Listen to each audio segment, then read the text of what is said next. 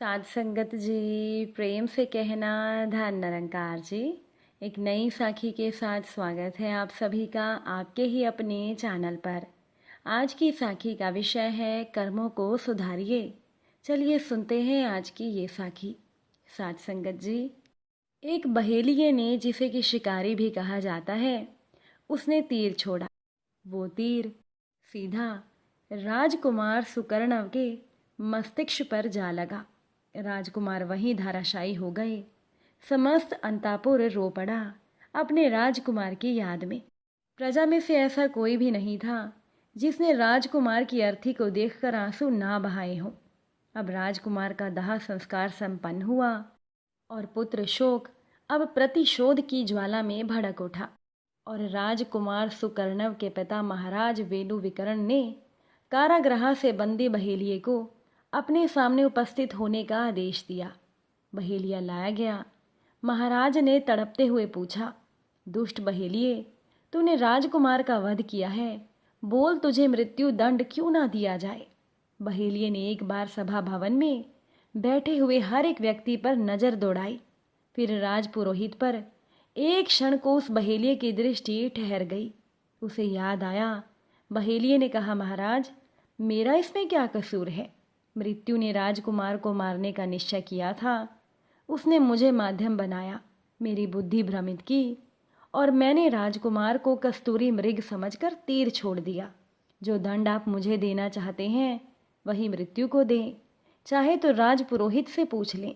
ये भी तो कहते हैं कि विधाता ने जितनी आयु लिख दी उसे कोई घटा या बढ़ा नहीं सकता। घटनाएं तो मृत्यु के लिए मात्र माध्यम होती हैं। अब बहेलिये की इस बात को सुनकर महाराज विकर्ण का क्रोध विस्मय में बदल गया।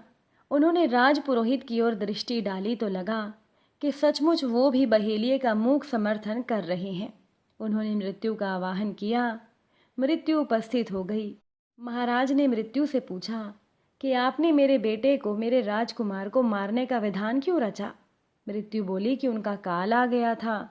इसके बाद महाराज ने काल को बुलाया। काल ने आकर कहा, मैं क्या कर सकता था महामहिम, राजकुमार के कर्मों का दोष था। कर्म फल से कोई बच नहीं सकता। राजकुमार ही उसके अपवाद कैसे हो सकते थे। इसके बाद महाराज ने कर्म को बुलाया। कर्म की पुकार की गई। कर्म ने उपस्थित होकर कहा, महाराज, अच्छा हूँ या बुरा हूँ, मैं तो जड़ हूँ। मुझे तो आत्म चेतना चलाती है। उसकी इच्छा से ही मेरा अस्तित्व है। आप राजकुमार की आत्मा को ही बुलाकर पूछ लें कि राजकुमार के साथ ऐसा क्यों हुआ। और अंत में महाराज ने राजकुमार की आत्मा को बुलाया। महाराज ने राजकुमार की आत्मा से पूछा कि तुमने क्या कोई ऐसा कार्य किया था जिसके फल स्वरूप तुम्हें अकाल काल कबलित होना पड़ा। शरीर के बंधन से मुक्त आकाश में स्थिर राजकुमार की आत्मा थोड़ा मुस्कुराई, फिर गंभीर होकर बोली, राजन, पूर्व जन्म में मैंने इसी स्थान पर मांस भक्षण की इच्छा से एक मृग का वध किया था और मृग में मरते समय प्रतिशोध का भाव था और उसी प्रतिशोध के भाव ने बहेलिये को भ्रमित किया। इसीलिए बहेलिये का कोई दोष नहीं और ना ही मुझे काल ने मारा है। मनुष्य के कर्म ही उसे मारते और जलाते हैं। इसीलिए तुम मेरी चिंता छोड़ो। कर्म की गति बड़ी गहन है। तुम अपने कर्मों का हिसाब करो। भावी जीवन की प्रगति और उससे स्वर्ग मुक्ति, ये सब कर्म की गति पर ही तो आधारित है। इसलिए हे तात, तुम भी अपने कर्म सुधारो। साध संगत जी, ये सारी दुनिया तो कर्म फल से ही चलती है। सभी को अपने कर्म फल भोगने पड़ते हैं।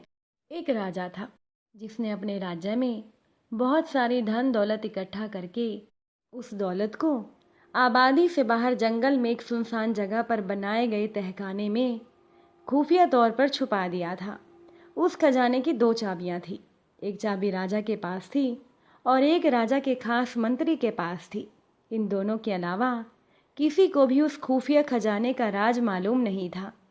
एक रोज किसी को बताए बगैर राजा अकेले अपने खजाने को देखने के लिए निकला। तहखाने का दरवाजा खोलकर राजा अंदर दाखिल हो गया और अपने खजाने को देख देख कर राजा खुश हो रहा था। खजाने की चमक से उसे सुकून मिल रहा था। उसी वक्त राजा का मंत्री भी उसी इलाके से निकला। उसने देखा कि खजाने का दरवाजा खुला है। वो हैरान हो गया। उसने ख्याल किया कि कहीं कल रात को जब मैं खजाना देखने आया तब शायद ये दरवाज़ा मुझसे खुला रह गया होगा। इसीलिए मंत्री ने जल्दी जल्दी खजाने का दरवाज़ा बाहर से बंद कर दिया और वो वहाँ से चला गया। दूसरी तरफ खजाने को निहारने के बाद जब राजा संतुष्ट हुआ और राजा दरवाजे के पास आया तो उसने देखा कि ये क्या, दरवाज़ा तो बाहर से बंद हो गया था। राजा ने ज़ोर ज़ोर से दरवाज़ा पीटना शुरू कर दिया, पर वहाँ पर तो राजा की आवाज़ सुनने वाला कोई था ही नहीं। राजा चिल्लाता रहा, पर अफसोस कोई भी नहीं आया।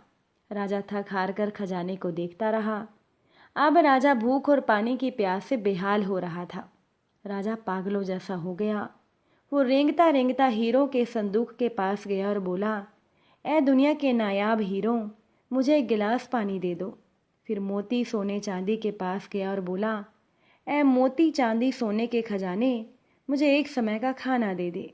राजा को ऐसा लगा कि हीरे मोती बोल रही हूँ कि तेरी सारी जिंदगी की कमाई तुझे एक गिलास पानी और एक समय का खाना भी नहीं दे सकती। राजा भूख से बेहोश होकर गिर गया। जब राजा को होश आया तो राजा सारे हीरे मोती बिखेर कर दीवार के पास अपना बिस्तर बनाने लगा और उस पर लेट गया। राजा दुनिया को पैगाम देना चाहता था, लेकिन उसके पास कागज और कलम नहीं था। राजा ने पत्थर से अपनी उंगली फोड़ी और बहते हुए खून से दीवार पर कुछ लिख दिया। उधर मंत्री और पूरी सेना लापता राजा को ढूंढते रहे, पर बहुत दिनों तक जब राजा नहीं मिला तो मंत्री राजा के खजाने को देखने आया। मंत्री ने देखा कि राजा हीरे जवाहरात के बिस्तर पर मरा पड़ा है और राजा की लाश को कीड़े मकोड़े खा रहे थे। राजा ने दीवार पर खून से लिखा हुआ था, ये सारी धन दौलत एक घूंट पानी और एक निवाला नहीं दे सकी। यही अंतिम सच है। आखिरी समय आपके साथ आपके कर्मों की दौलत जाएगी। चाहे आप कितनी बेईमानी से हीरे पैसा सोना चांदी इकट्ठा कर लो, ये सब यहीं रह जाएगा। इसलिए जो जीवन आपको भगवान ने उपहार स्वरूप दिया है उसमें अच्छे कर्म लोगों की भलाई के काम कीजिए। कर्मों की अनमोल दौलत जो सदैव आपके काम आएगी। साध संगत जी, भगवान भी कहते हैं कि ये दुनिया तो कर्म फल से ही चलती है, सभी को अपने कर्म फल भोगने पड़ते हैं। साध संगत जी, क्या ईश्वर मनुष्यों को अपनी इच्छा से जैसा चाहता है वैसा फल देता है? किसी को अच्छा तो किसी को बुरा, किसी को धनी तो किसी को गरीब, किसी को रूपवान तो किसी को कुरूप, किसी को बुद्धिमान तो किसी को मूर्ख बना देता है। इसका जवाब ये है कि ईश्वर अपनी इच्छा से किसी भी मनुष्य को बिना कर्म किए सुख या दुख रूप में फल नहीं देता है। यदि ईश्वर अपनी इच्छा से मनुष्यों को सुख दुख देता तो कर्मों का तो कोई महत्व ही नहीं रह जाता। जबकि वेद आदि शास्त्रों में अच्छे कर्तव्य कर्मों को करने का निर्देश दिया गया है तथा बुरे कर्मों को ना करने का आदेश दिया गया है। इसीलिए आप भी कभी भी गलत तरीके से धन मत कमाइएगा। परिश्रम से प्राप्त धन को पर्याप्त मानकर उसी से ही संतुष्ट रहा करें। किसी के धन का लालच भी मत करिएगा। अच्छे कर्मों को करने तथा बुरे कर्मों को ना करने का विधान दिए जाने से ये स्पष्ट होता है कि जीवात्मा कर्म करने में स्वतंत्र है।